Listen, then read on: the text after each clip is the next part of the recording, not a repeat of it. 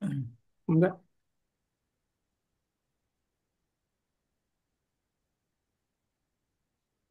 Baik, Assalamualaikum warahmatullahi wabarakatuh. Selamat sore, Salah. Bapak-bapak, Itu, adik-adik, penjuru. Kembali itu. kita bertemu. eh, Hai. Mohon maaf, barangkali bisa ini dulu ya. Baik, terima kasih. Eh, Kami lanjutkan. Selamat datang ya, peserta webinar Forkopindo Berbagi Ilmu yang ke-16. Di penghujung tahun 2024, kita kembali menyambung program berbagi ilmu ini kepada adik-adik peserta mahasiswa. Insya Allah di akhir tahun ini kita akan menyelenggarakan webinar dengan tema Exploration Series, eksplorasi. Nah, hari ini juga tentang eksplorasi. Baik, sebelum kita membuka acara inti, kami sapa dulu. Di sini ada Pak Sekjen Forkopindo. Selamat sore Pak Edi Jamal. Selamat sore, Pak Roma. Baik, terima kasih. Di sini juga telah hadir Ketua Bidang untuk bidang keilmuan Pak Teddy Agung Cahyadi.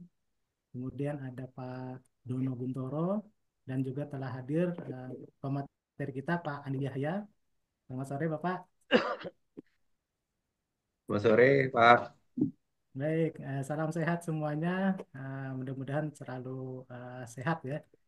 Baik, kami lanjutkan. Barangkali ada apa pengantar dari perwakilan Forkopindo eh, yang mungkin disampaikan dari Pak Edi Jamal atau Pak Teddy Agung. Kami persilahkan. Baik, terima kasih Pak Romlah atas waktunya. Izin Pak Dijamal.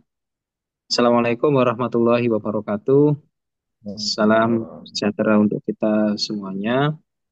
Om Swastiastu, Namo Buddhayo, Salam Bajikan Rahayu. Bapak Ibu, rekan-rekan mahasiswa yang kami hormati, mewakili dari Bapak Ketua Forkopindo, Bapak Syafrizal, beliau berhalangan hadir pada sore hari ini. Jadi menitipkan beberapa pesan. Yang pertama, kami mengucapkan selamat datang kepada rekan-rekan mahasiswa dari mahasiswa program studi teknik pertambangan seluruh Indonesia, di mana kegiatan ini adalah kegiatan rutin yang telah dilaksanakan sebelumnya, jadi sempat vakum beberapa waktu dan ini akan kita giatkan kembali. Nah, pada kesempatan hari ini kita mengangkat tema itu adalah tentang eksplorasi lagi dengan pemateri adalah dosen muda ya, dari Bandung dari ITB, Mas Dr. Mon Andi Yahya, di mana nanti beliau akan menyampaikan materi tentang teknik eksplorasi secara mendetail. Dan ini perlu kami laporkan juga bahwa untuk yang mendaftar kegiatan hari ini cukup banyak. Di dalam meja redaksi kami ada sekitar 300 lebih ya pendaftar yang sudah kami kirimkan eh, link Zoom-nya. Harapan kami ini nanti adik-adik juga bisa mempelajari ya. Nanti ada sesi tanya jawab, bisa bertanya kaitannya tentang pengembangan keilmuan. Jadi tujuan kami mengadakan FPI ini adalah pemerataan keilmuan ya, di mana dari Sabang sampai Merauke kami menginginkan mahasiswa tambang seluruh Indonesia itu bisa merasakan ilmu yang sama gitu ya. Sehingga ini kami terbitkan juga di dalam YouTube nantinya sebagai bahan pembelajaran buat adik-adik yang belum berkesempatan mengikuti kegiatan FBI ini. Harapan kami nanti ini bisa bermanfaat acara ini dan untuk next-nya, ke depannya, nanti insya Allah akan ada pemateri selanjutnya dari Bapak Dr. Ari Naftali. Nanti akan menyajikan juga tentang teknik eksplorasi berbasis penginderaan jarak jauh dan ini mungkin dalam waktu 2 minggu lagi ke depan akan kita sampaikan flyernya. Saya kira pengantar kami demikian, ya. Kami harap adik-adik bisa mengikuti kegiatan ini dengan baik dan nanti bisa menginformasikan kepada teman-teman lain melalui akun YouTube yang ada di kami, yaitu yang ada di Forkopindo. Dan kami berharap ini bisa di-subscribe, ya, dan bisa dibagikan linknya ini kepada adik-adik mahasiswa tambang di seluruh Indonesia. Saya kira demikian, Pak Romlah, yang bisa kami antarkan. Selamat mengikuti kegiatan kuliah umum ini. Terima kasih. Assalamualaikum warahmatullahi wabarakatuh. Waalaikumsalam. Waalaikumsalam warahmatullahi Ya. wabarakatuh. Baik, sebagai informasi, kemarin pendaftar peserta itu ada 353 responden melalui form yang kita bagikan. Memang 80% terdiri dari mahasiswa Di bawah apa? teknik pertambangan se-Indonesia. Ada yang dari Sumatera, Jawa, Kalimantan, Sulawesi, itu sampai NTB, Papua itu ada yang terwakilin. Ya, Alhamdulillah antusias untuk FBI yang ke-16 ini bisa dikatakan besar. Dan untuk peserta yang tidak tertampung di Zoom, nanti bisa memperhatikan rekaman yang akan kita simpan di channel YouTube Forkopindo sesuai yang dikatakan Pak. Udah tadi. Baik, sebelumnya kami akan bacakan kurikulum kita, materi kita sore hari ini untuk adik-adik peserta mahasiswa. Jadi Pak Andi Yahya ini salah satu dosen muda yang luar biasa ya dari Institut Teknologi Bandung, dan beliau saat ini aktif mengajar ya di Fakultas FTTM ya, FTTM ITB, KBK-nya Teknik Eksplorasi ya, ya Teknik Eksplorasi. Kemudian Pak Andi Yahya mengambil S3-nya di Austria, itu juga bidang eksplorasi. Makanya dari sini adik-adik untuk gelarnya cukup unik gitu ya, Dokter Mon. Biasanya kalau kita familiar hanya dokter atau PhD. Jadi agak ada unik gitu ya, Dokter Mon. Kadang juga ada yang ing atau apa gitu di belakang gelar beliau. Pak Andi Yahya orangnya humoris ya adik-adik. Jadi nanti jangan takut untuk bertanya di akhir sesi, kita akan siapkan sesi tanya jawab. Dan kalaupun adik-adik tidak sempat bertanya, itu bisa mengunjungi website beliau ya. Itu ada di www.andiyahya.com. Dan itu salah satu referensi ya, web beliau ini powerful sekali, bercerita banyak tentang mineral dan batuan. Jadi adik-adik bisa berkunjung ke sana juga. Dan hari ini informasi yang saya terima ada door prize tentunya untuk adik-adik yang terpilih berupa buku yang baru saja launching, buku terbaru Pak Ade Yahya. Nanti akan disampaikan oleh beliau di akhir sesi. Beliau punya dua koleksi buku ya, seri 1 dan seri 2. Nanti barangkali bisa diperkenalkan agar adik-adik kita di seluruh Indonesia bisa tambah semangat dan untuk meningkatkan minat membacanya ya. Kemudian Pak Diaya juga aktif di organisasi profesional ya seperti European Association of Geochemistry, kemudian ada Perhapi ya, tentunya kita sudah familiar, Perhimpunan Ahli Pertambangan Indonesia. Kemudian beliau juga aktif di Masyarakat Geologi Ekonomi Indonesia dan Ikatan Ahli Geologi IAGI. Saya rasa uh, demikian ya adik-adik untuk CV singkat beliau yang akan menyemangatin kita di sore hari ini. Ya, untuk itu barangkali kami persilahkan Pak Andi Yahya barangkali untuk men-share bahan materinya. Silakan Pak Andi Yahya. Ya, Assalamualaikum warahmatullahi wabarakatuh. Waalaikumsalam. Terima kasih Pak Romla untuk perkenalannya. Eh, Salam kenal untuk adik-adik semuanya. Dan pertama-tama salam hormat ada Pak Teddy di sini, Pak Edi Jamal, Pak Dono, Pak Ilham, Pak Hafiz dan Bapak Ibu dosen teknik pertambangan yang ada di Indonesia. Semoga semuanya selalu sehat dan adik-adik mahasiswa teknik pertambangan yang ada di seluruh Indonesia. Ya, walaupun kita belum sempat bertemu dalam tatap muka ya, alhamdulillah kita bisa berkesempatan untuk bersilaturahmi dulu di sini, karena sebenarnya dunia pertambangan ini sangat kecil gitu. Kita jalan sedikit ke sana, ada Pak Roma. Kita jalan sedikit ke Jakarta, ada Pak Edi. Ke Jogja ada Pak Teddy. Dimanapun teman kita banyak gitu ya. Jadi harapannya nanti ketika ada Adik lulus berkarya di dunia teknik pertambangan, eh, harus diperbanyak teman-temannya seperti yang kami saat ini lihat ya. Jadi hubungannya antara dosen dan masing-masing itu sangat sangat sangat akrab sekali gitu ya.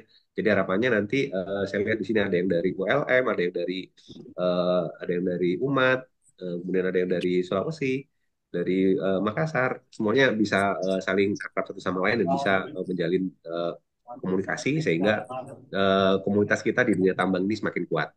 Nah, hari ini izinkan saya untuk bisa memberikan sedikit sharing ya. Ini sebenarnya materi kuliah yang eh, sebenarnya untuk mahasiswa tingkat 2, awalnya tingkat 3, kemudian di karena kurikulum 2024 ini ada perubahan, sehingga ada sedikit perubahan terkait mata kuliah ini. Jadi mata kuliah yang akan saya bawakan di sini, ini judulnya pemetaan dan teknik eksplorasi. Gitu. Jadi di kami di ITB itu di Fakultas Teknik Pertambangan dan Perminyakan dulu ada mata kuliah yang namanya pemetaan eksplorasi dan juga teknik eksplorasi. Namun di ini kami gabungkan dua mata kuliah tersebut sehingga mata kuliahnya menjadi bernama pemetaan dan juga teknik eksplorasi. Untuk slide-nya sudah muncul semua ya, teman-teman semuanya ya. Sudah kelihatan Pak Andi Oke, Hayat.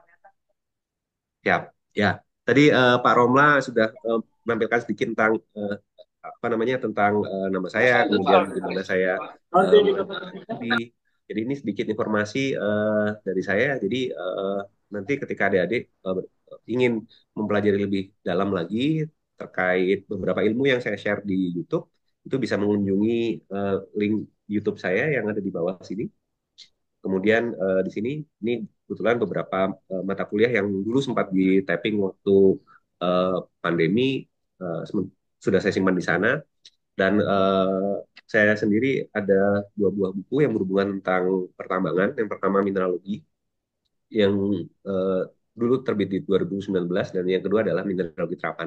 Nanti di akhir sesi kuliah saya coba sedikit bahas apa perbedaan kedua buku ini dan harapannya nanti bisa menjadi salah satu bahan untuk teman-teman untuk untuk belajar ya.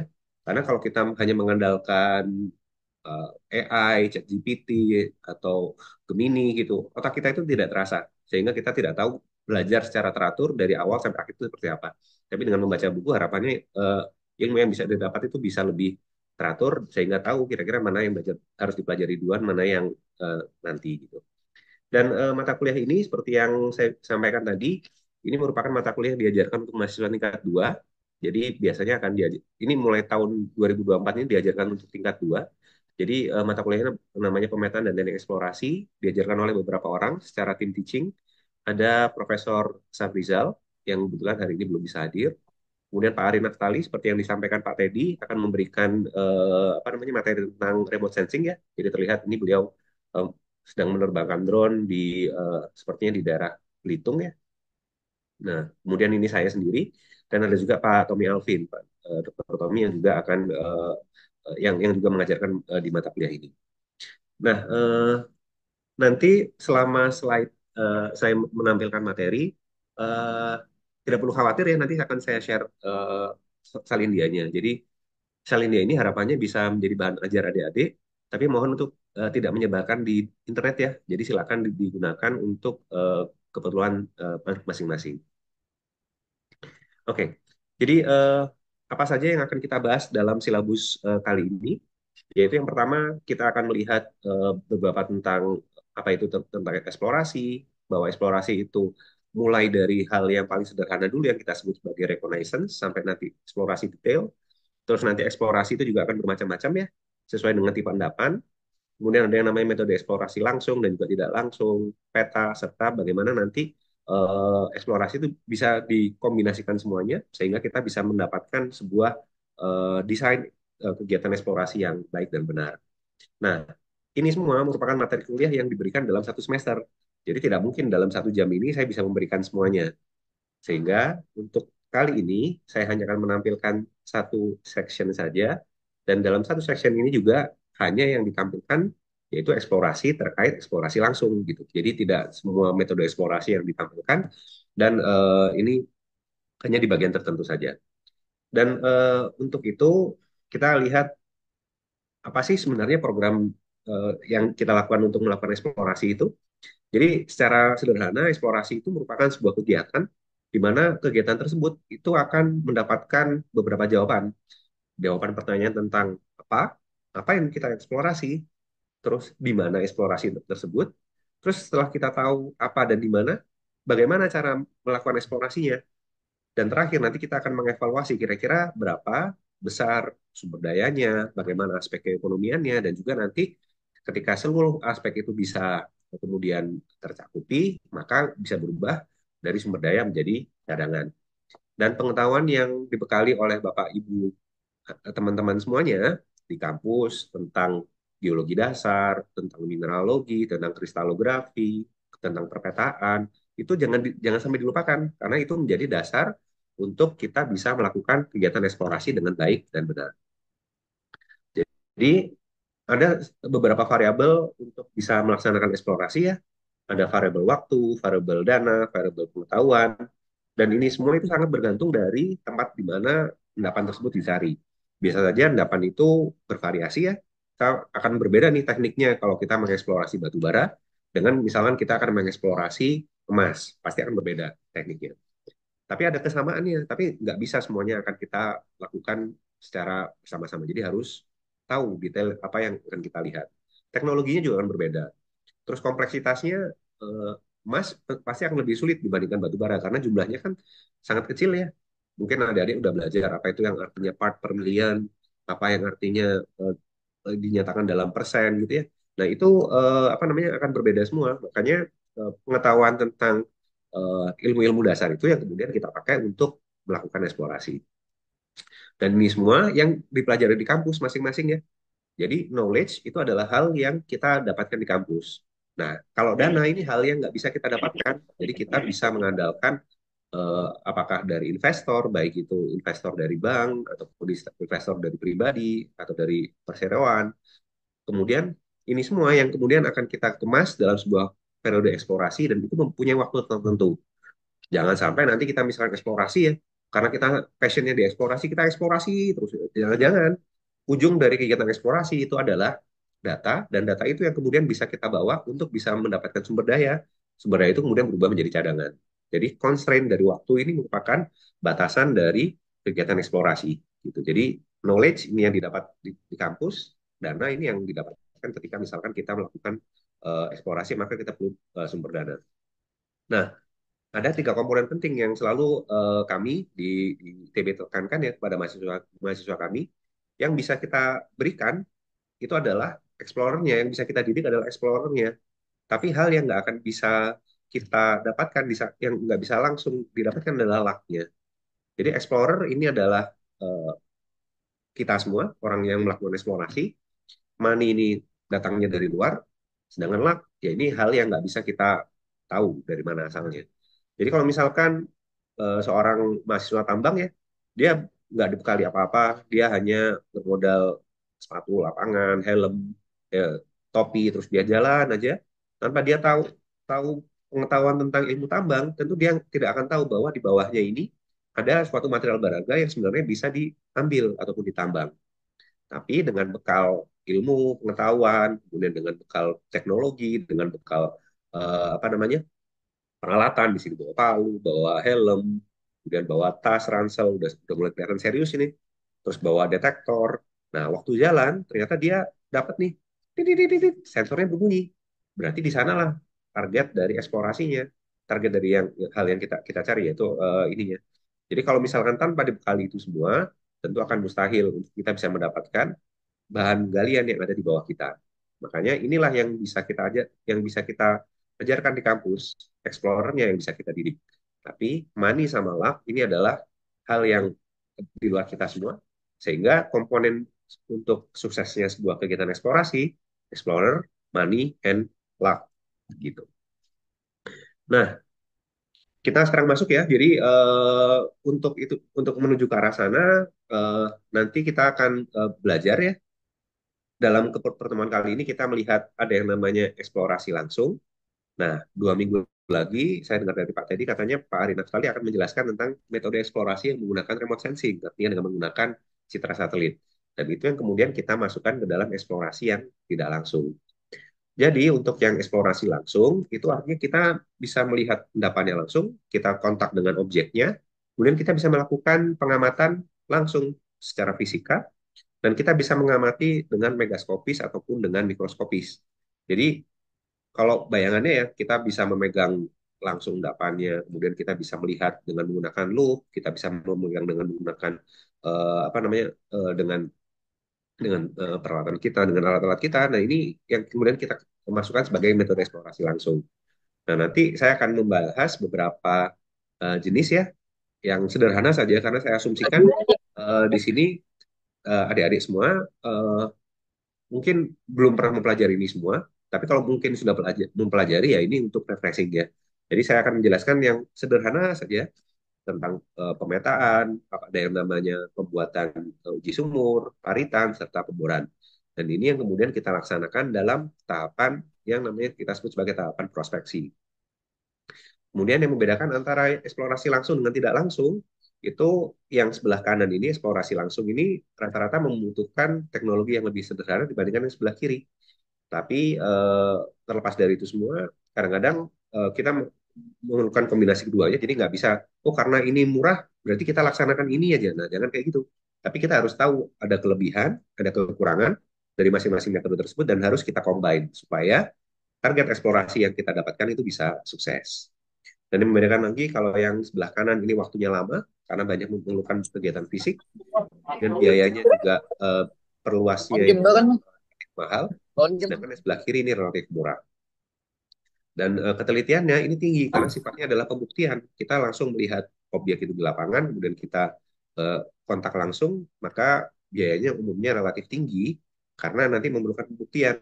Sedangkan yang di sebelah kiri, eksplorasi tidak langsung itu memerlukan biaya yang relatif lebih rendah dibandingkan eksplorasi langsung. Gitu. Jadi ini beberapa hal, dan hari ini kita hanya fokus di yang sebelah kanan saja, belum masuk ke yang sebelah kiri. Nah, pemetaan geologi mungkin banyak yang sudah mempelajari di kampusnya masing-masing, mungkin banyak yang sudah pergi ke lapangan untuk mengumpulkan batu, mengidentifikasi batuan, membuat peta, tapi saya coba dari highlight aja, kira-kira apa sih yang bisa take home message yang bisa didapat ketika kita melakukan pemetaan geologi dan juga kita bisa melakukan hal tersebut di lapangan. Nah, biasanya mahasiswa yang masuk di tambang, di geologi, geofisika, itu mereka senang beraktivitas di luar tuh. Mereka suka melakukan pengambilan data di lapangan, mereka bisa uh, jalan-jalan bareng sama teman-temannya. Sebagai contoh yang di sebelah kiri atas ini waktu bulan Juli yang lalu kalau saya nggak salah, ini kami berkesempatan mampir ke UTS, ke UMAT, dan juga waktu itu juga ada teman-teman dari Cordova yang bergabung. Dan waktu itu kami ekskursi bareng ke sebuah tambang mangan yang ada di Sumbawa. Dan di sini terlihat ini adik-adiknya lagi pada serius semua, ini lagi pada ngeliat apa namanya peta yang ada di bawah ini. Jalan-jalan lurus ya. Ya, ya ini lagi pada serius ini ngelihat peta yang ada di bawah ini.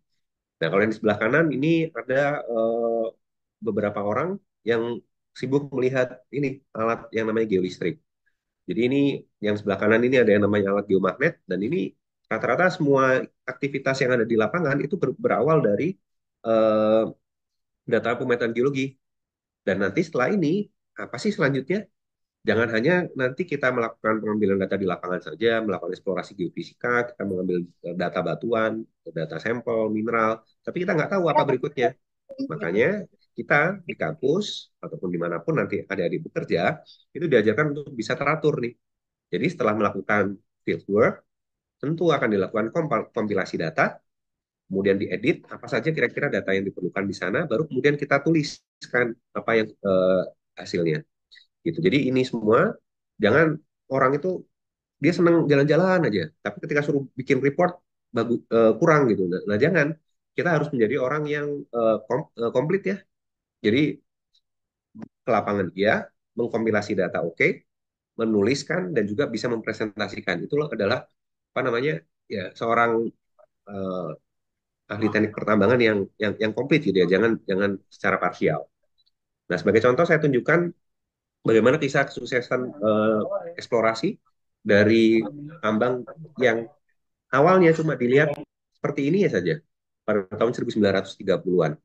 Jadi ada namanya Jack Dorsey, seorang Belanda, geologis Belanda.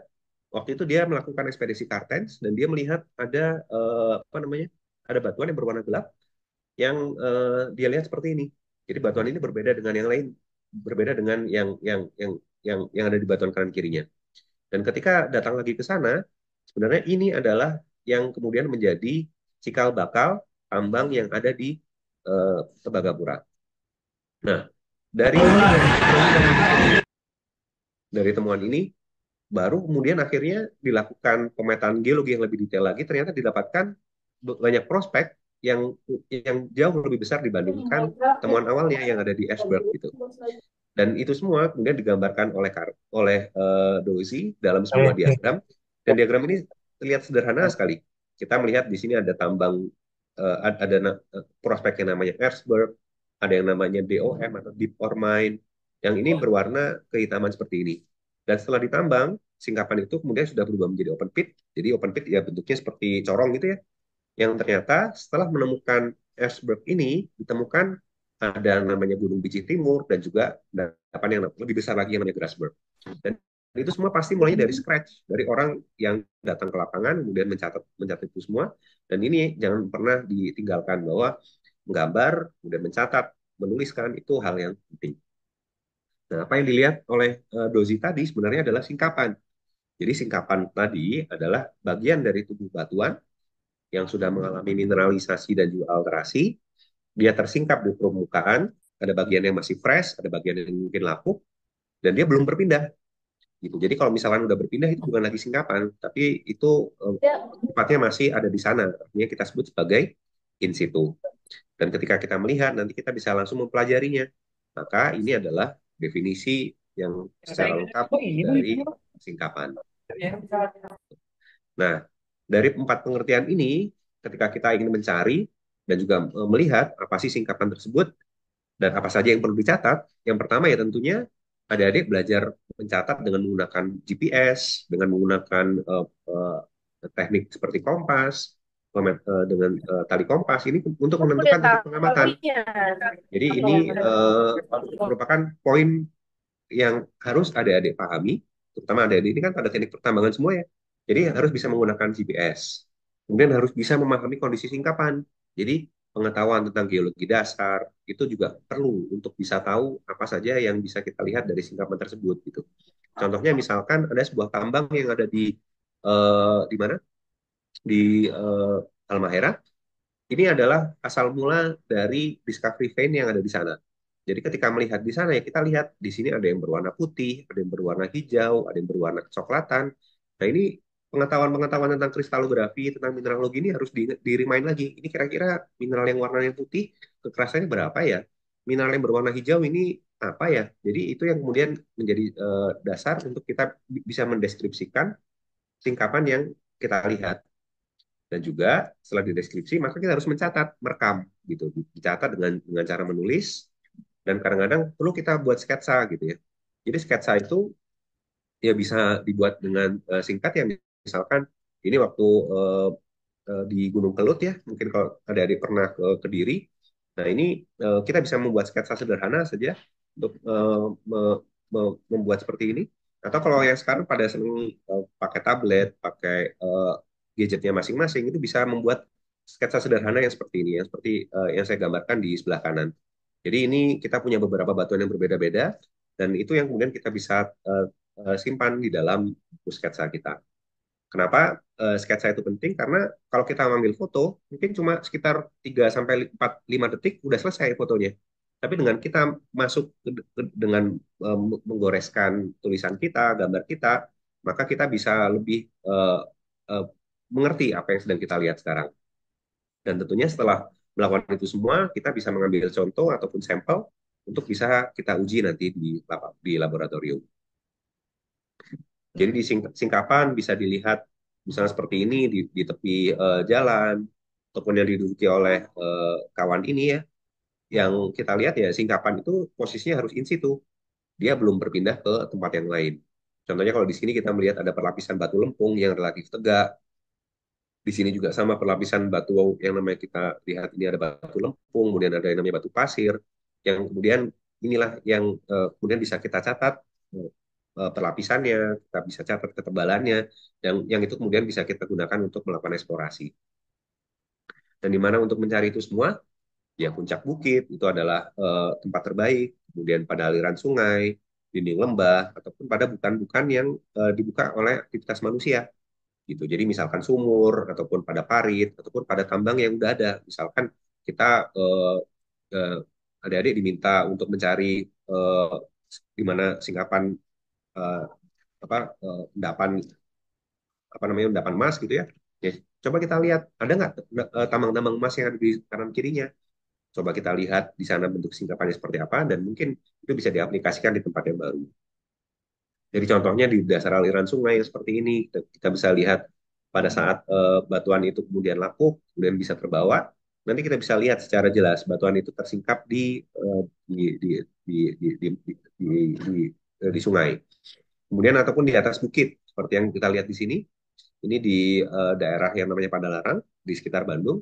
Ini kita bisa melihat ada singkapan dari batu gamping yang posisinya itu ada di atas. Kemudian dia kadang-kadang ada material yang jatuh dan ini yang tererosi dan material itu yang kemudian bisa kita pelajari di dasar dari gunung ini. Kemudian kita juga bisa mencari singkapan pada dinding ataupun di lereng.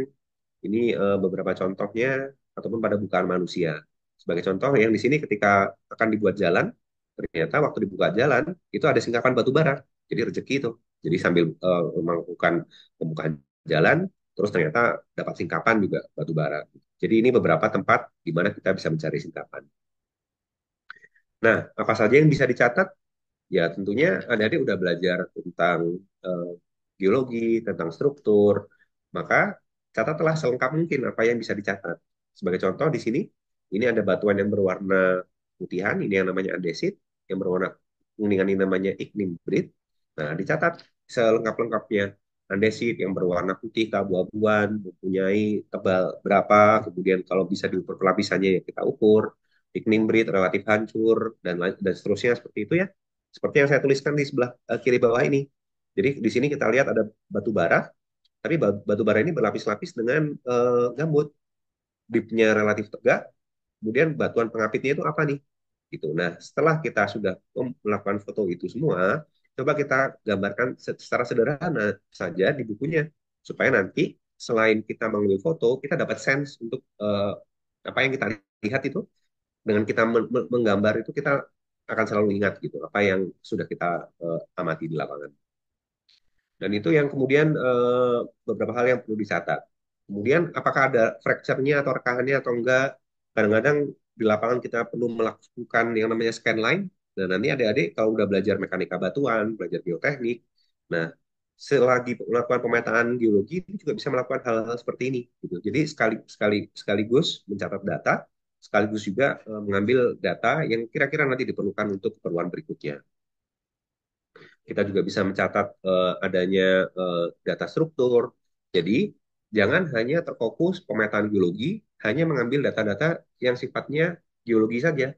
Tapi kita juga bisa mengambil data-data yang kemungkinan nanti bisa diproyeksikan ke depan itu seperti geoteknik, lingkungan tambang, kemudian terkait eh, metalurgi yang kemudian kita kenal dengan ilmu yang namanya geometalurgi ini penting nih untuk bisa mendapatkan itu semua. Jadi struktur, ada yang rekahan, itu juga bisa tercatat di sana. Dan informasi-informasi itu coba dirapikan, kemudian dituliskan, misalkan dalam bukunya masing-masing, atau coba misalkan kalau adik-adik ke lapangan kan pasti harus membawa peta ya. Kira-kira diplot di mana lokasinya, kalau ada struktur ya diukur, dan kemudian coba gambarkan secara sederhana apa yang kemudian adik-adik lihat.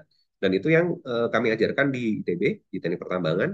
Jadi anak-anak itu sebisa mungkin untuk bisa tidak hanya datang terus melihat gitu ya, tapi coba mereka mengenali apa yang mereka lihat dengan menggambar sketsa seperti yang dilihat di gambar yang ada di bawah gitu. Nah, dari kegiatan pemetaan itu semua kemudian kita bisa mengkombinasikan dengan metode-metode yang lain. Seperti misalkan kita bisa mengembangkan metode yang namanya tracing plot dan juga metode yang namanya panning. Jadi tracing plot sendiri merupakan sebuah metode di mana kita kemudian menyusuri aliran sungai, kemudian kita melihat bongkah-bongkah yang ada di sepanjang sungai tersebut, gitu ya. Kita melihat ada boulder, ada krakal yang ada di sungai, kemudian kita coba pecahkan batuan tersebut. Karena biasanya kalau kita belum pecahkan, kita nggak tahu di dalamnya itu apa. Makanya dengan melakukan perjalanan dari hilir ke hulu, kemudian kita melihat bongkah-bongkah tersebut, harapannya kita bisa tahu kira-kira sumber dari mineralisasi itu ada di mana. Nah, ini sebagai contoh, jadi kalau di sepanjang sungai itu kita bisa melihat banyak batuan, ya coba kita lihat beberapa batuan yang kira-kira memang mewakili di sana, kemudian kita identifikasi, kemudian kita jalan dari hilir ke hulu untuk tahu kira-kira apakah eh, batuan yang termineralisasi itu sudah tertransport jauh atau masih dekat dari sumbernya. Kan kalau semakin jauh, bundar apa semakin membundar ya. Kalau masih dekat dari sumbernya, tentu bentuknya akan relatif runcing-runcing. Nah, kita juga bisa kembangkan dengan metode yang namanya tracing float with panning. Jadi ya sambil kita melakukan penjejakan, tracing dari float, kita juga bisa melakukan pendulangan. Jadi sebagai contoh misalkan ini beberapa kegiatan yang dilakukan ini kalau kampus lapangan kami ya di Karangsambung. Jadi mahasiswa tambang biasanya akan ke sana selama 7 hari. Nah mereka juga kadang-kadang melihat penambang ini nih penambang dengan menggunakan dulangnya ini. Dan ini yang kemudian kalau itu kita masukkan ke dalam metode yang kita pelajari sekarang, ini kita sebut sebagai tracing plot with panning. Nah, tracing plot with panning ini dilakukan dengan cara mengecek semua cabang dari anak sungai yang sedang diamati. Sehingga nanti kita perlu peta jaringan sungai. Makanya ketika Bapak Ibu dosen adik-adik semua meminta untuk membuat peta das sungai, kemudian peta jaringan sungai, nah ini bisa diaplikasikan untuk ke sini. Memang tadi itu juga jaringan sungai itu juga bermanfaat. Nanti kalau misalkan adik-adik ingin mempelajari tentang apa namanya karakteristik hidrogeologi dari daerah sana itu juga bermanfaat. Jadi apa yang diajarkan Bapak Ibu adik-adik itu pasti bermanfaat dan itu bisa diaplikasikan untuk eksplorasi maupun pertambangan. Nah, ini yang saya bilang tadi, peta jaringan sungai. Nanti kita harus klasifikasikan. Klasifikasinya itu untuk melihat kira-kira ini ada di orde berapa sih sungai yang kita lihat ini? Apakah orde satu, artinya orde awal ketika hulu dari sungai itu muncul, orde dua, orde tiga, empat, ataupun lima. Karena masing-masing ini kemudian akan menentukan kira-kira target eksplorasi kita itu ada di orde yang keberapa nih, gitu. Nah, sehingga beberapa informasi seperti peta jaringan sungai, di mana float itu diambil, makanya adik-adik itu wajib pakai GPS, bisa cara memanfaatkannya, dan setelah bisa memanfaatkannya, bisa ngambil datanya juga, kemudian mengolahnya dan menampilkannya. Gitu. Makanya itu manfaat adik-adik melakukan kegiatan pemetaan dan juga pengambilan data.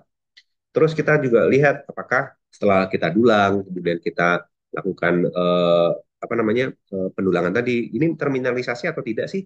Gitu. Kemudian berapa banyak sih kuantitas dari plotnya ini? Kemudian kapan kira-kira plot yang termineralisasi itu menghilang? Jangan sampai nanti kalau misalkan apa namanya udah nggak ada, terus kita masih terus ke arah ke arah dulu, jangan. Ketika udah menghilang ya udah kita stop di sana. Nah jadi dari peta jaringan sungai itu kemudian kita bisa melihat, kita bisa memberi tanda seperti ini.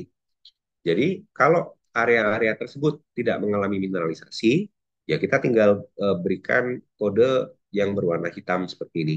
Tetapi ketika kita melihat ada indikasi mineralisasi, maka kita bisa berikan tanda yang berbeda, misalkan tanda yang berwarna hijau ini atau yang berwarna biru. Nah, kalau mendapatkan daerah yang mempunyai anomali yang sangat tinggi, baru kemudian kita delineasi seperti ini nih, seperti ini. Nah, mungkin daerah-daerah yang ada di bawah ini yang kemudian kita sebut sebagai blind deposit, karena kita nggak tahu depositnya ada di mana. Tapi karena proses pelapukan itu bisa saja terbawa, kemudian bisa terbawa ke permukaan, kemudian bisa terbawa hingga ke hulu hilir dari sungai. Jadi semakin ke arah kanan, ini adalah stadium di mana sungai itu bertambah. Jadi orde satunya itu pasti ada di bagian dalam-dalam sini, sedangkan orde yang lebih besar itu ada di lebih hilirnya. Gitu. Nah, ini yang kemudian bisa kita kombinasikan ya dari tracing with panning, tracing float ini, sehingga kita bisa jalan dari hilir ke arah hulu, kemudian kita tandai daerah-daerah mana yang termineralisasi, kemudian baru kita delineasi. Gitu. Ini merupakan beberapa hal yang bisa kita lakukan dengan tracing with panning. Nah, setelah kita udah mendapatkan data pemetaan, kita punya data tracing float, kita punya data panning, baru kita bisa follow up untuk endapan-endapan yang perlu kita follow up lagi. Misalkan kita bisa melakukan metode yang namanya test pit dan juga trenching, di mana test pit ini sebenarnya bisa kita lakukan untuk eh, beberapa tipe endapan ya. Contohnya untuk endapan bauksit, untuk endapan emas, ini kita bisa membuat tes ataupun nikel laterite, ini kita bisa melakukan membuat test pit seperti ini.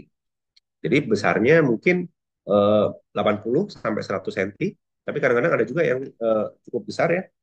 Nah, kemudian nanti ke dalamnya ada yang mencapai 15 meter, kadang-kadang ada yang membatasi sampai lapisan tertentu.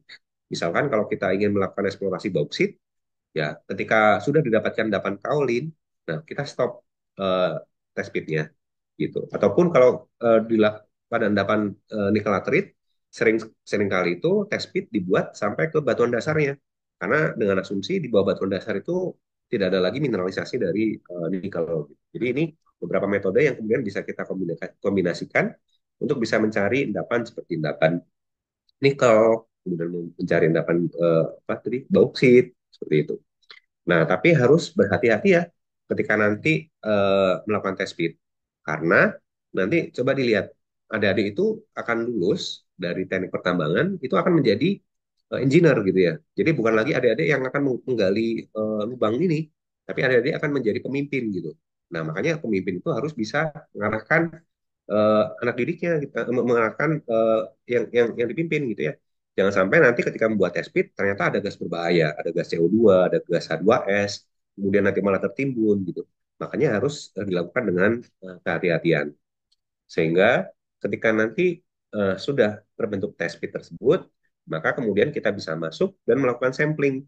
Nah, nanti kita kenal ada beberapa tipe sampling seperti yang ada yang namanya channel sampling, kemudian ada yang namanya point sampling, dan ini yang kemudian bisa dilakukan di ini cloning quartering untuk diambil sampelnya secara representatif dengan cara membuat dibagi empat seperti ini, kemudian kita ambil sampelnya hanya sejumlah yang kita perlukan saja. Nah, dari data-data ini, kemudian kita bisa masukkan ke dalam pemodelan, sehingga data-data test fit yang teratur ini kemudian bisa kita lakukan pemodelan yang lebih kompleks lagi, gitu. Nah, jadi data-data yang sudah dikumpulkan tadi kemudian bisa diambil secara sederhana ya, memang nggak kelihatan sulit ya, ini bukan apa namanya yang suatu yang fantastis ya, tapi banyak kesuksesan perusahaan nikel, perusahaan bauksit itu berawal dari test pit seperti ini. Nah, kalau test pit dia dibentuk secara vertikal, ada juga yang kemudian kita lihat secara horizontal. Ini yang kemudian kita sebut sebagai trenching. Nah, kalau trenching ya kita akan membuat lubang yang bentuknya seperti parit. Dan parit ini harus memotong lapisan yang akan kita identifikasi. Jadi setelah dibuat material bukaan seperti ini, kemudian kita bisa identifikasi nih, kira-kira material-material yang ada di bawah sini itu apa, kemudian kita coba deskripsi. Jadi ada beberapa hal yang kemudian bisa kita lihat di sana, seperti ada tidaknya zona alterasi, kemana arah mineralisasi, kemudian berapa arah jurus, arah kemiringan, serta nanti di sana kita juga bisa melakukan pengambilan sampel. Dari sana kemudian kita bisa korelasi beberapa series dari paritan uji, sehingga nanti kita tahu arah mineralisasi yang sedang kita lihat itu ada di mana. Nah, banyak perusahaan yang kemudian melakukan hal seperti ini untuk beberapa tipe endapan. Sebagai contoh, ini adalah garis singkapan batu bara, dan di sepanjang ini semua kemudian dibuat paritan uji yang kira-kira arahnya tegak lurus dengan arah kemenerusan singkapan batu bara ini. Jadi di sini terlihat ada yang kodenya TP, ini adalah test pit, kemudian TR ini adalah trenching. Nah, untuk membuat test pit ataupun trenching, kita bisa menggunakan bantuan backhoe, karena kan kalau udah di daerah yang udah relatif terbuka, itu gampang ya mendatangkan backhoe. Tapi kalau daerahnya masih remote, ya kita bisa gunakan tenaga manusia. Gitu.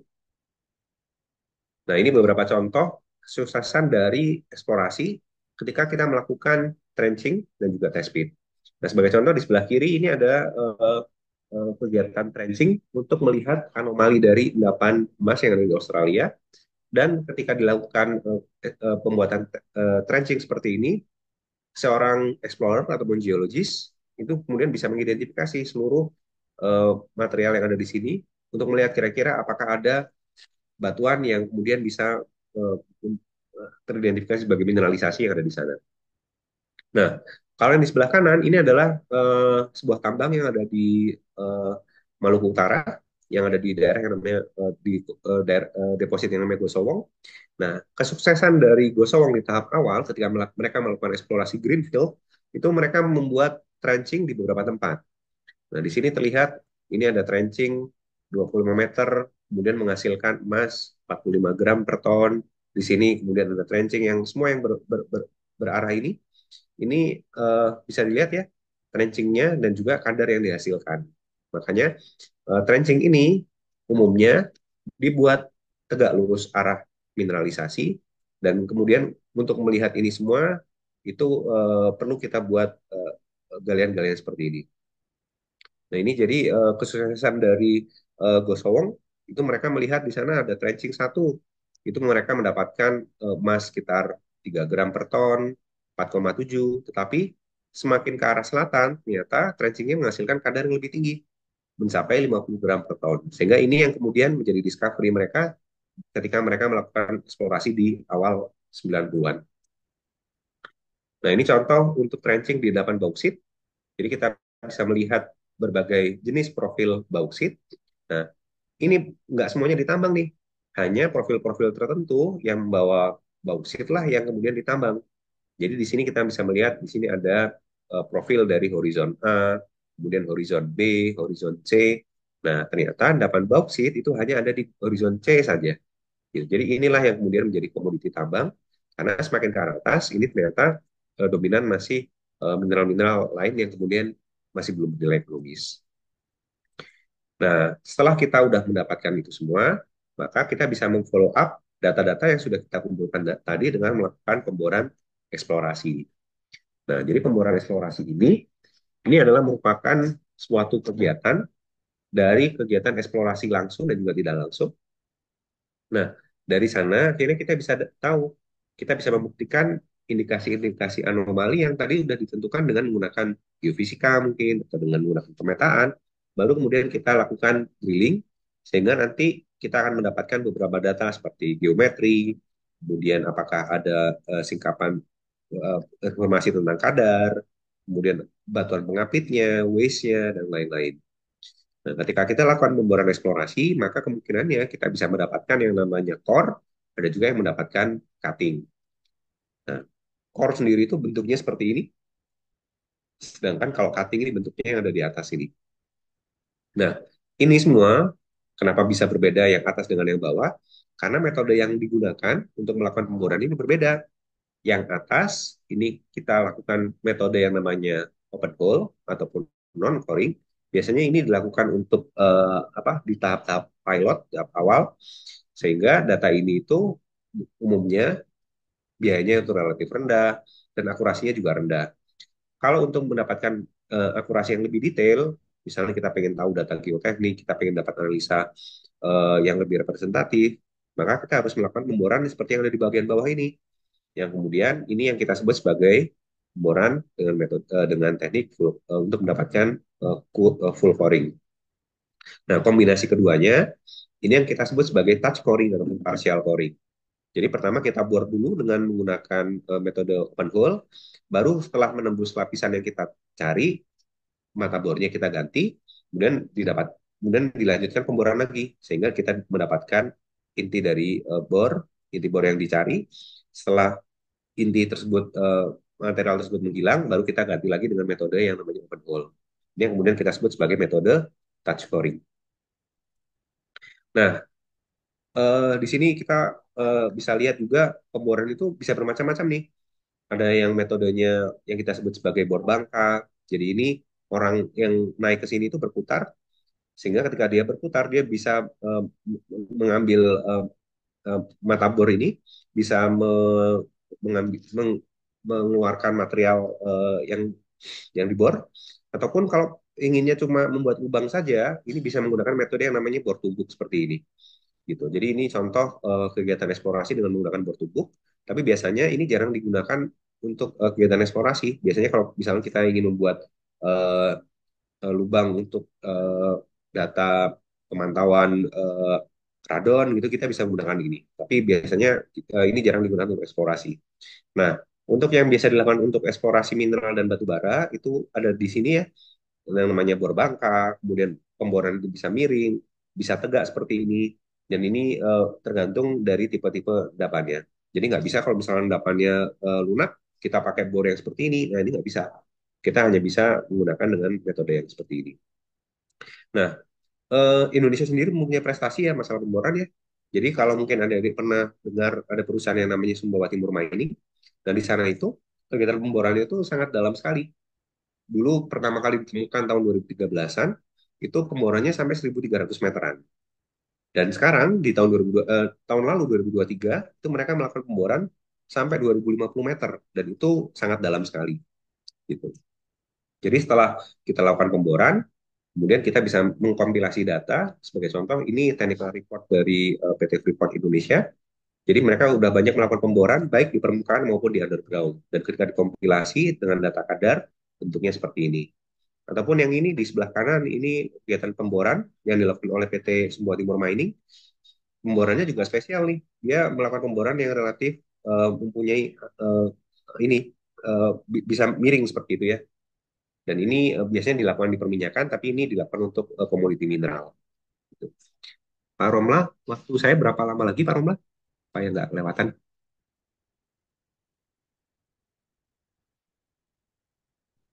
Eh, maaf, masih di mute Pak Romla.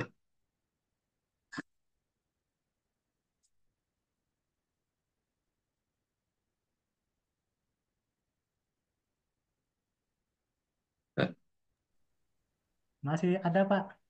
siap, siap. Sedikit lagi Pak. Saya sampaikan. Jadi ini contoh ya. Ini pemborannya sangat dalam ya, mencapai ratusan hingga ribuan meter, dan ini nggak banyak perusahaan lain yang melakukan seperti ini. Jadi di Indonesia kita nggak perlu apa namanya nggak perlu berkecil hati gitu ya.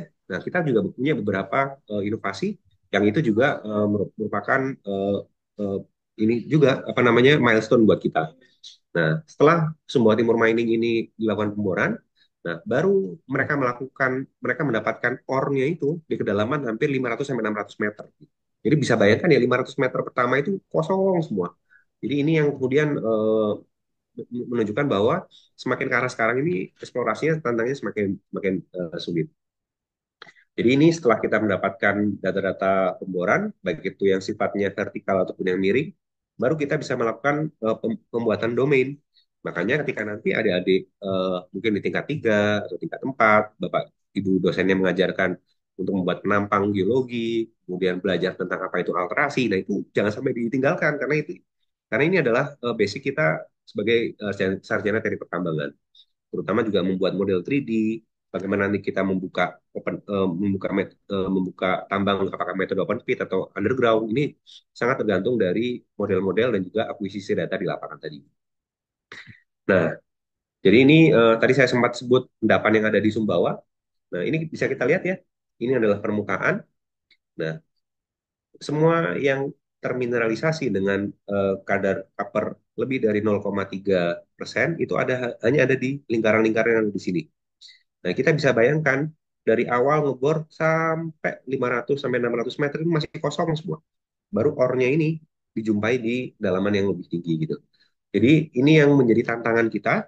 Makanya eksplorasi dan kegiatan pertambangan itu mempunyai modal yang besar dan judinya juga besar gitu. Makanya untuk menghilangkan unsur itu semua, maka perlu dilakukan eksplorasi secara teratur dan juga kita harus berhati-hati ya, karena duitnya kan bukan duit kita sendiri, pasti ini duit investor. Mereka ketika melakukan pemboran juga ingin mendapatkan hasil yang maksimal gitu.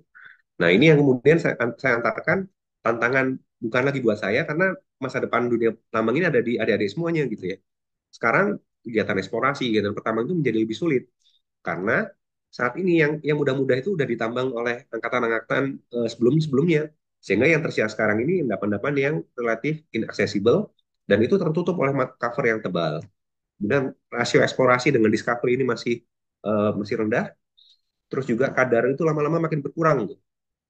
Jadi waktu dulu saya masih mahasiswa, saya dijelaskan endapan tembaga itu punya kadar sekitar 1 gram 1% untuk bisa menjadi bernilai ekonomis. Nah sekarang itu turun terus tuh kadar tuh.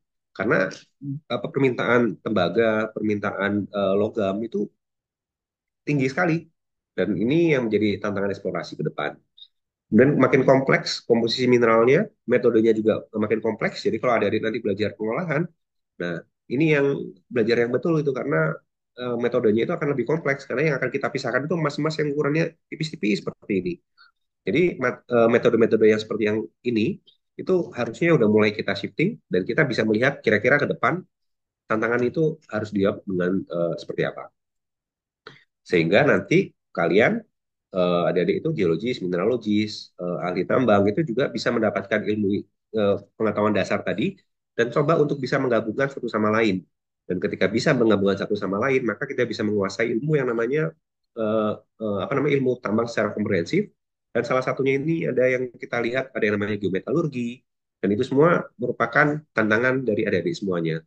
Makanya ketika kuliah, ya jangan nyontek, terus belajar yang benar, jangan langsung ngandalkan AI, ChatGPT, dan seterusnya. Karena kita harapannya Indonesia ini bisa dipegang oleh adik-adik yang merupakan SDM-SDM yang kualitas. Sehingga nanti dari sana kita bisa mendapatkan informasi-informasi yang beyond expectation gitu ya. Jadi kita nambang tembaga, kita nambang nikel, di sana kita bisa mendapatkan kobaltnya. Kita bisa menambang timah, ternyata di sana ada zirkonnya, ada emasnya, ada RE-nya.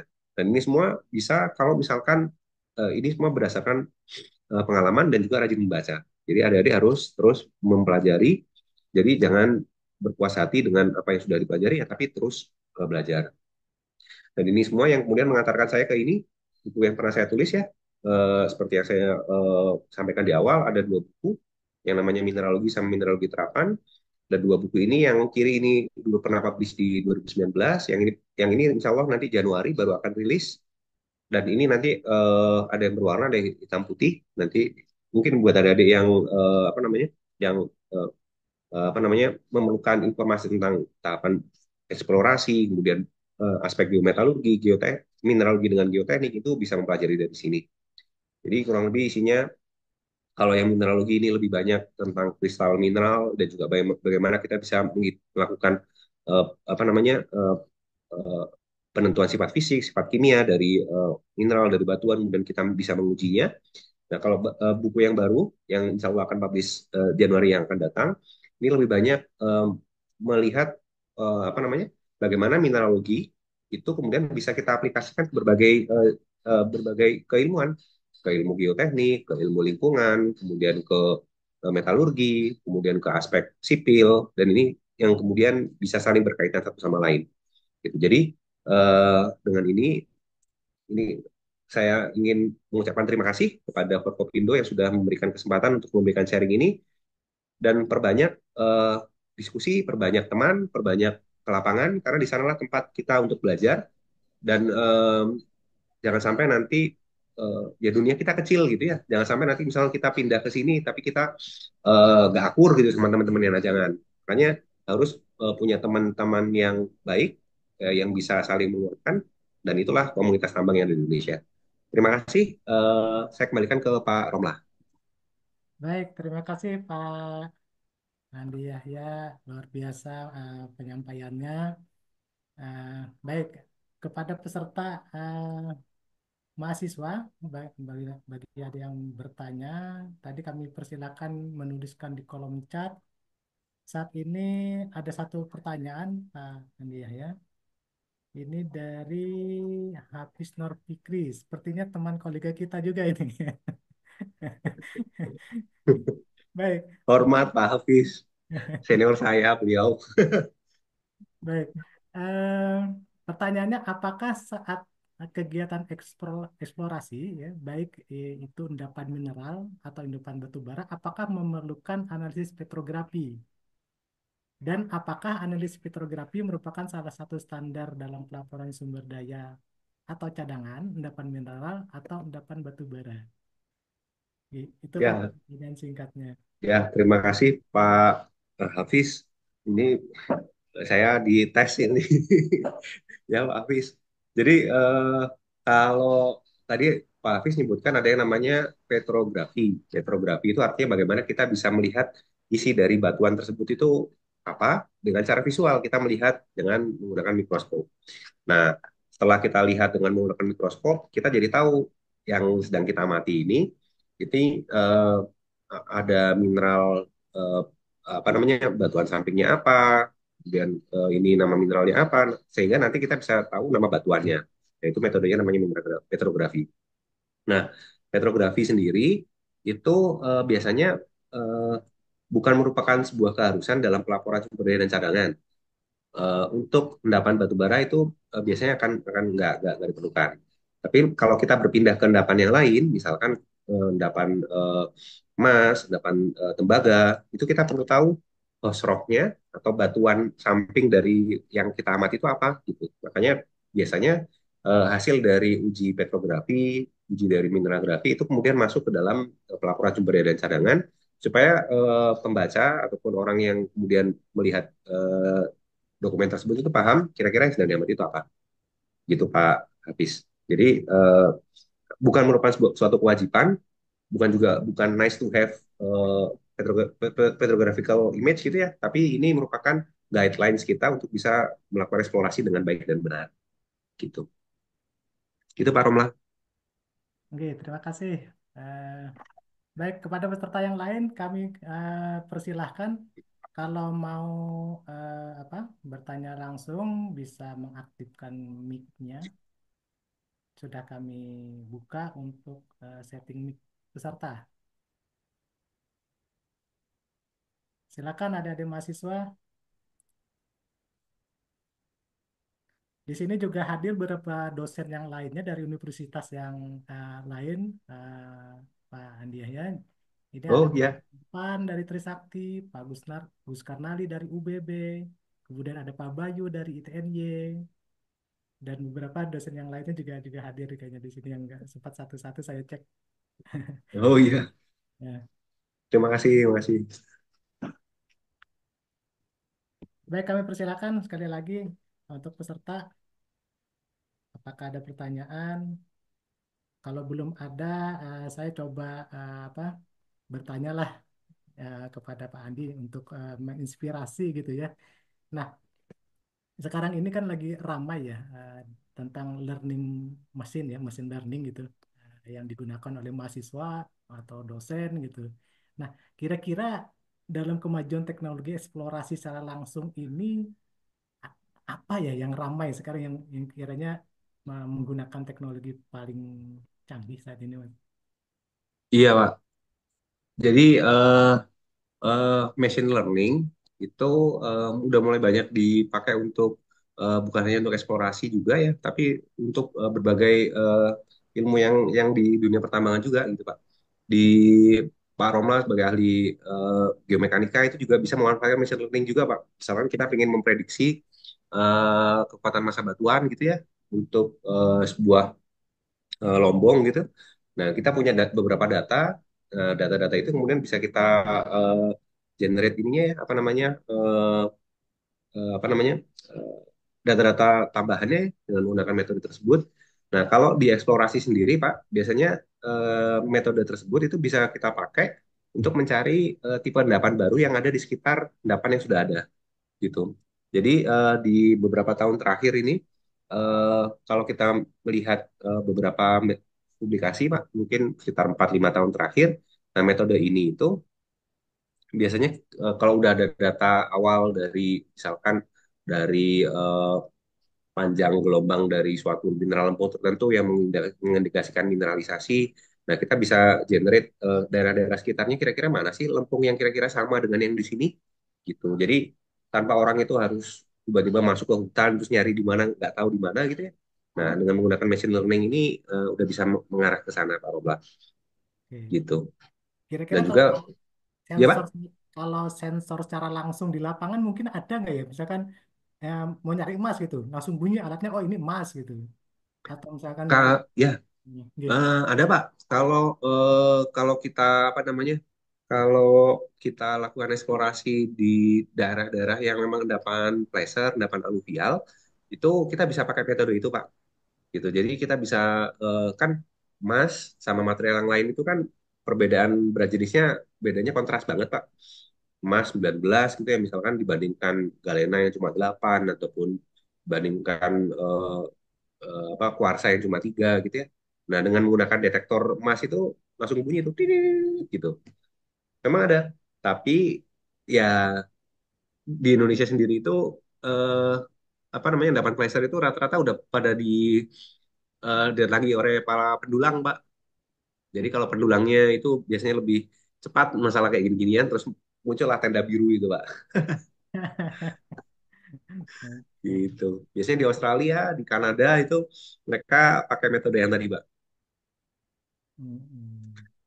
Baik, baik. Berarti memang sudah ada ya alat canggih apa yang menggunakan teknologi terkini bisa mendeteksi langsung gitu ya. Baik, kepada peserta webinar, sekali lagi kami persilakan kalau ingin bertanya. Saya tak masuk aja lah. Oke, silakan Ya. Pak tadi. Jadi, eh, Pak Andi, kalau misalnya kita melakukan kegiatan eksplorasi itu, apakah sifatnya itu harus selalu runtut? Artinya runtut itu mulai dari eksplorasi tidak langsung, penginderaan jarak jauh, terus tadi pakai tracing, habis tracing nanti uji lab, kemudian baru nanti di bor, kemudian baru di lab, dan seterusnya. Ada nggak pengalaman misalnya, ini runtutannya terlalu panjang nih, udah langsung aja ngebor gitu ya. Nah ini Ya. gimana Pak kalau dari sudut pandang eh, Pak Andi gitu ya. Ya memang kalau filosofinya jauh nih untuk mencapai sesuatu yang optimum itu berdarah-darah nih karena kan spend money-nya untuk eksplorasi ini kan paling gede ya Pak ya. Ada nggak istilahnya teori baru yang karena sudah banyak pengalaman ya katakanlah tadi mesin learning seperti ini udahlah kita tentu titik bornya tuh di sini nih, misalnya gitu. Gimana menurut Pak Andi? Ya, terima kasih Pak Teddy. Jadi kalau bisa saya ibaratkan eksplorasi itu sama kayak nyari istri Pak Teddy. Jadi kalau kita nggak kenal siapa yang akan kita ini gitu ya, kita nggak, nah ini dulu gitu kita bisa bisa bisa salah gitu Pak Teddy.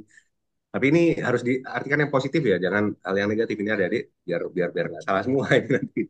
Nah, jadi kita kalau misalkan langsung potong kompas, langsung kita bawa mesin bor itu langsung di belakang.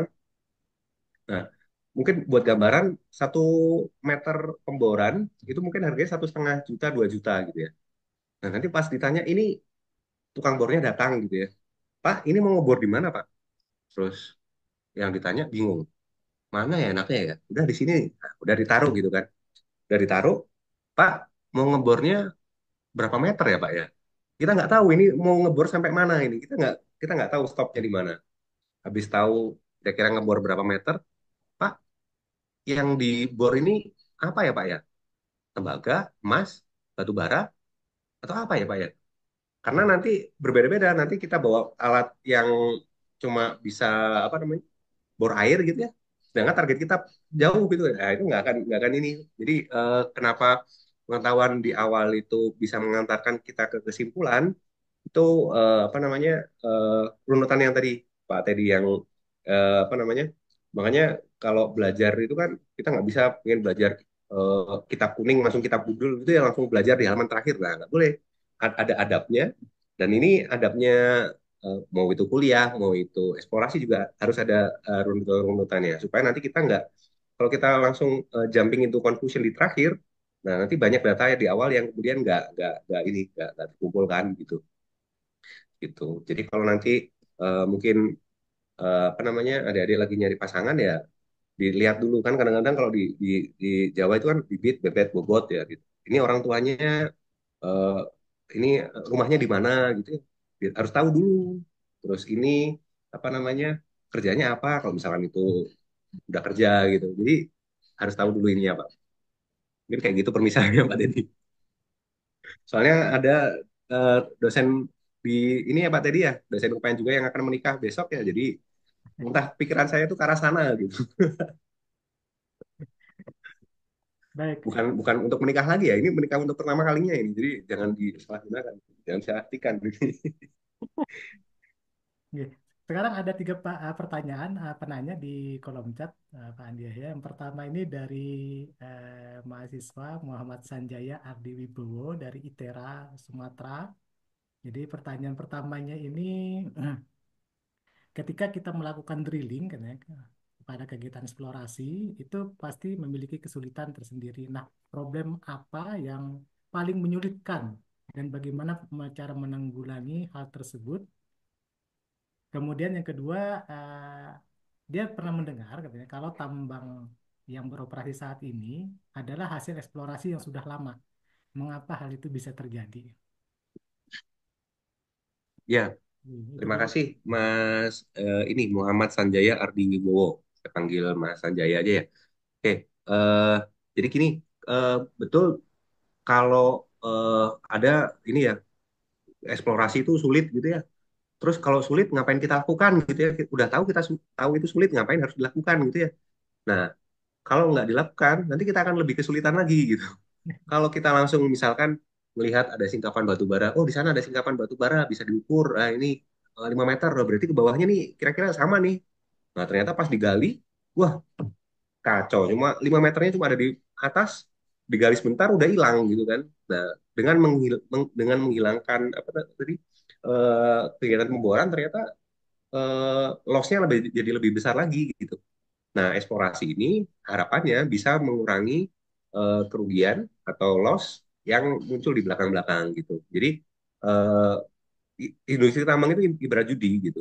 Jadi jangan kita suka berjudi terus akhirnya kita kalah di belakang gitu. Jadi judinya itu harus ada ilmunya gitu.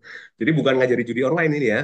Kan, tapi kita untuk eksplorasi itu kita menghindari judi itu, dan judi itu dengan cara kita lakukan eksplorasi, ya kita tahu di sana medannya sulit, harus naik bukit, tapi itu semua dilakukan supaya nanti ketika udah dilakukan penambangan itu jangan sampai kita mendapatkan kerugian yang lebih besar gitu. Nah, eksplorasi itu bukan hanya dilakukan di awal, tapi selama kegiatan penambangan pun eksplorasi itu juga harus dilakukan karena nanti jangan sampai bahan tambang itu habis, tapi kita nggak tahu kira-kira di mana eh, sumber daya baru yang bisa kita manfaatkan gitu. Jadi eksplorasi bukan hanya di awal kegiatan penambangan, tapi juga selama kegiatan penambangan supaya rantai dari silkurar penambangan itu berjalan terus gitu. Jadi itu jawabannya. Jadi kalau tambang yang sekarang itu hasil eksplorasi yang beberapa tahun yang lalu itu benar. Jadi Freeport yang ada di Grasberg, Erzberg itu dilakukan eksplorasi dari tahun 1920-an. Baru akhirnya dibuka tahun 1970-an. Karena dari tahapan eksplorasi itu kemudian ada yang namanya pra studi kelayakan, ada yang namanya studi kelayakan. Kemudian kita sekarang kalau membuka tambang harus masukkan dokumen yang namanya persetujuan teknik atau pertek. Ada AMDAL. Dan itu tahapannya panjang tuh. Jadi jangan disalahkan hanya eksplorasi saja yang membuat panjang, tapi beberapa yang lain-lain itu juga membuat durasi antara pertama kali dilakukan eksplorasi sampai pertama kali ore itu ataupun biji itu dikeluarkan itu memerlukan waktu yang panjang. Itu Sanjaya ya. Terima kasih Pak Ade. Ya, kita masih punya waktu sekitar 14 menit. Dan ini masih ada dua pertanyaan di kolom chat. Yang kedua ini dari Siti Raudah dari ULM. Ini kayaknya sepertinya istilah baru juga bagi saya. Jadi dia nanyakan apa itu teknik pemetaan hiperspektral? Bagaimana teknik pemetaan hiperspektral itu bisa membantu atau manfaat dalam eksplorasi mineral? Eh, Pak Romla kayaknya soal apa pertanyaannya itu nggak ada di kolom chat saya, Pak Romla. Oh, ini kayak sebenarnya masuknya direct ke saya ini, ke operator di co-host. Ya betul. Iya, Pak. Hmm, Bentar, itu. Jadi yang di saya adanya dari Unisba, Pak. Dari Fahadila. Oke, kita lanjut dari Unisba dulu, nanti saya forward ya. Ya, ya, Pak.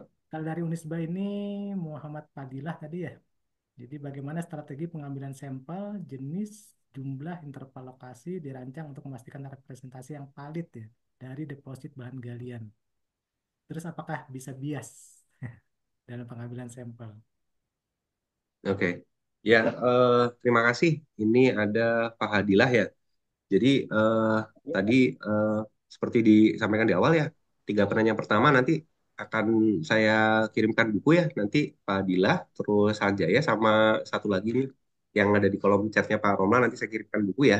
Nanti kalian kirim email ke saya aja. Nanti saya tulis emailnya di sana ya. Nah, jadi pertanyaan dari Fadilah, bagaimana kita bisa strategi, jenis, jumlah, interval, lokasi yang dirancang supaya bahan galian yang diambil itu, sampel yang diambil itu valid dan nggak ada bias gitu ya. Nah, kita harus lihat dulu, pertama, eh, yang kita cari ini materialnya itu relatif homogen atau heterogen gitu. Misalkan kalau materialnya itu relatif homogen, contohnya homogenitasnya tinggi, artinya kita ngambil di sini, kita ngambil di daerah 1 kilo lagi itu masih sama, karena kementerusannya eh, memanjang dalam apa namanya eh, secara horizontal ya, kayak endapan batu bara, endapan pasir besi, itu homogenitasnya tinggi itu. Itu kita bisa lakukan pengambilan dengan jarak yang relatif berjauh-jauhan. Tapi kalau heterogenitasnya tinggi, artinya cuma geser berapa meter aja udah berubah, apalagi berapa senti aja berubah. Nah, itu artinya sampel yang diambil itu jadinya lebih banyak dibandingkan sampel yang relatif homogen gitu. Jadi kalau misalkan endapannya relatif heterogen, tentu volume sampelnya juga akan lebih banyak dibandingkan sampel-sampel yang homogen gitu. Jadi itu jenisnya, jumlahnya. Nah, jumlah ini nggak tentu juga gitu ya. Jadi nanti kalau misalkan Pak Adila diminta sama Pak Dono atau Bu Wawong untuk ke lapangan ngambil sampel gitu, ya jangan ngambil cuma satu kepal tangan gitu ya. Ya ngambil ya kira-kira 5 kilo lah kalau misalkan dapan itu eh, dapan misalkan pasir besi kita ngambil di selatan Sukabumi gitu ya. Ya ambil ya, ya yang cukup lah gitu. Jangan pengen hemat, aduh berapa di tasnya, ya jangan gitu. Jadi ambil yang representatif ya mungkin sekitar 3 sampai 5 kiloan itu udah cukup per titik.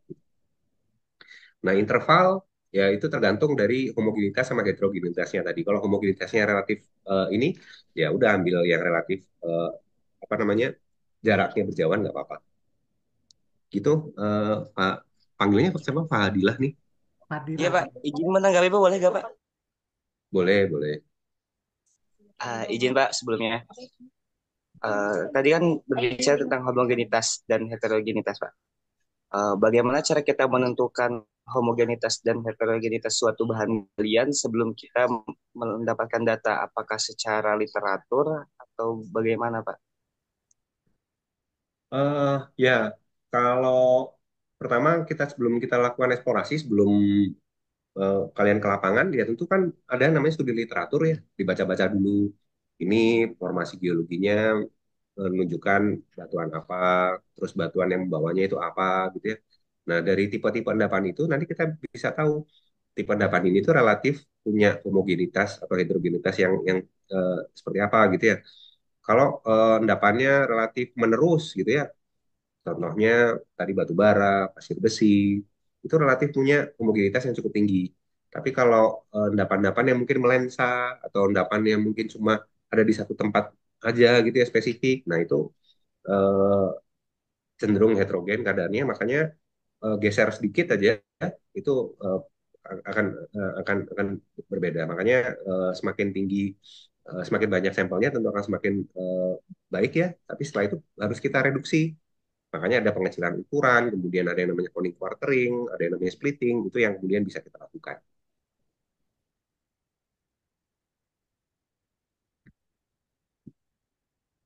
Gimana? Mudahan bisa terjawab ya. Sudah Pak, terima kasih banyak Pak. Baik. Ya, sama-sama. Nah, Kok ini yang dari Unisba kok nggak gundul-gundul lagi? Biasanya kalau saya ke bawah itu ngelihat jaket kuning itu gundul-gundul semua. Itu udah Kebetulan Pak senior saya tuh, Pak. semester Oh, udah 7 senior, Pak. Pak. sudah Nah, berarti senior harus cepat berarti. lulus, jangan lama-lama kuliah di kampus. Kecuali kalau mau meneruskan di jadi dosen ya harus lama di kampus. Baik. Lama itu maksudnya setelah lulus terus S2, terus S3 gitu. Yang nggak lulus. Nah, Ya, ini masih ada berikutnya. 3 pertanyaan di Ya, Pak. kolom chat yang belum kita batasin ya. Ini yang terakhir ini sampai Yulian Yulian Sari ya. Jadi kita akan batasi pertanyaannya 3 yang terakhir ini. Iya, Pak.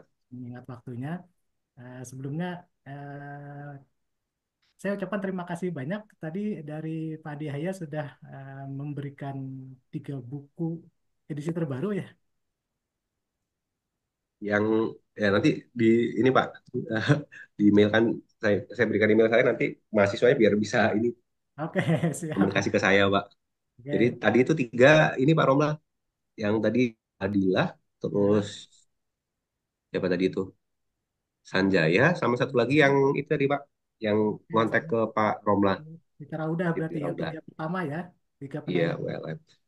Baik. Kalau dosen yang pertama kayaknya nggak perlu Pak ya ada Oh, Pak Hafiz tadi bukan mahasiswa ya. Nggak apa-apa. apalagi Pak Dono jangan. Baik. Selamat untuk mahasiswa yang terpilih untuk penanya 3 pertanyaan pertama gitu. Baik, kita lanjut dulu. Ada ini pertanyaan selanjutnya dari Siapa mana tadi? Ini dari Kalau udah tadi, Pak. udah tadi ah, ya. udah ya Jadi, teknik pemetaan hiperspektral. Ini saya juga asing bagi saya ini. Barangkali ada informasi yang bisa kita dengar ini dari Pak Andi. ya Hmm. terima kasih Mbak Rauda, mahasiswanya Pak Romlan dan Pak Hafiz ini. Jadi saya spill sedikit aja ya, karena masih 2 minggu lagi nih kuliahnya tentang Oh, hyperspektral ini, oh iya gitu. iya iya. Jadi ada beberapa teknik metode eksplorasi tidak langsung. Nah, itu memanfaatkan panjang gelombang gitu. Jadi panjang gelombang itu biasanya akan unik kalau mineral yang kita identifikasi itu misalkan punya keunikan panjang-panjang gelombang tertentu kayak misalkan lempung itu dia punya panjang gelombang tertentu yang kemudian bisa kita ambil datanya dengan menggunakan alat yang namanya Analytical Spectral Device atau ASD. Nah, dengan kita jadi mirip seperti XRD Raudah ya. Kalau XRD kita bisa kuantifikasi eh, komposisi mineralnya, tapi kalau yang spektral ini ya kita memanfaatkan panjang gelombang. Contohnya misalkan kalau kita pengen eksplorasi timah gitu ya, nah panjang gelombangnya mineral pembawa timah yang namanya kasiterit itu eh, bakal berbeda sama panjang gelombangnya mineral kuarsa. Sehingga nanti kita bisa manfaatkan pemetaan dengan menggunakan citra satelit, sehingga kita tahu daerah-daerah yang membawa timah itu ada di mana, tanpa kita harus datang ke sana untuk di awal. Tapi setelah kita udah dapat, kita harus datang ke sana untuk kita lakukan cross check. Karena di satu titik, satu poin dari gambar kita itu mungkin resolusinya sekitar 30 meteran atau bisa lebih lebih tinggi lagi, tapi tentu perlu superkomputer dan juga perlu teknik yang ini lagi. Gitu. Jadi Mantap, mantap. bermanfaat untuk eksplorasi mineral juga. Ya, Gitu berarti Pak Romlan lebih untuk jelasnya Rauda. kita akan undang ya di materi selanjutnya untuk adik-adik. Jadi ada topik yang baru gitu ya, supaya mengikuti exploration series webinar ini gitu ya eh, dengan cermat tentunya ya. Iya, Baik, untuk yang selanjutnya Bapak ini dari Universitas Hasanuddin dari Sulawesi jauh-jauh juga ini. Tadi ada apa katanya rendahnya rasio sukses antara eksplorasi dengan discovery. Jadi apa penyebab rendahnya itu antara eksplorasi dengan discovery? ya, terima kasih Fakih. Jadi rasio antara suksesnya eksplorasi sama discovery itu ibarat penyakit komplikasi. Jadi apa sakitnya udah tumpuk-tumpuk gitu ya. Nah ini rasio suksesnya ini juga Salah satunya karena itu gitu. Satu, dulu pernah eh, masalah perizinan, terus ada tumpang tindih masalah IPPKH, itu akhirnya berlarut-larut gitu. Kalau nggak diselesaikan itu akan ini ya. Nah, kenapa rasio itu menjadi kecil? Karena dengan modal yang sama, eh, untuk mendapatkan, kalau discovery untuk emas atau untuk batu bara, untuk nikel itu kan kadang-kadang itu dinyatakan dalam berapa, dengan mengeluarkan uang sekian berapa juta ons emas yang bisa dihasilkan, atau dengan eksplorasi dengan uang tertentu berapa ton batu bara yang bisa kita dapatkan. Nah, jumlah itu lama-lama itu mengecil nih, karena yang apa namanya endapan-endapan yang relatif dangkal itu udah selesai ditambang oleh generasi sebelum kita semua gitu. Jadi karena generasi sebelum kita udah melakukan penambangan untuk endapan-endapan yang relatif mudah, nah yang tersisa sekarang itu endapan yang relatif sulit. Jadi dari aspek eksplorasinya sulit, kemudian dari aspek penambangannya sulit, pengolahannya sulit, sehingga apa namanya rasionya juga dari dolar yang sama, dari nominal yang sama itu menjadi lebih kecil. Dan juga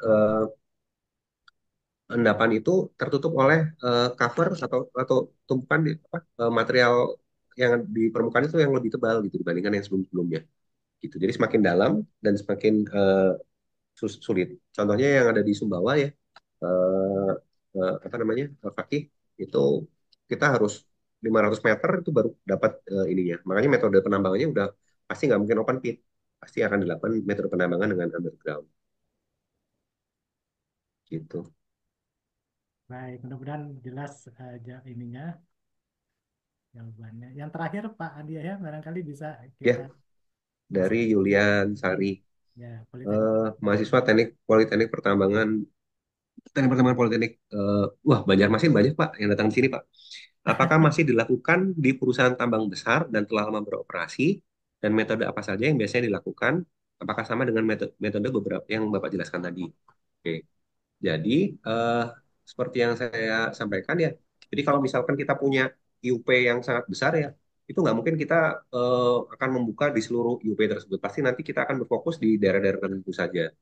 Nah, misalkan kita bilang daerah yang paling bawah itu yang sudah terbukti, terus kemudian ditambang. Nah, kan kita masih punya daerah-daerah lain yang ada di sekitaran di UP kita, tapi belum kita lakukan eksplorasi lebih mendetail gitu.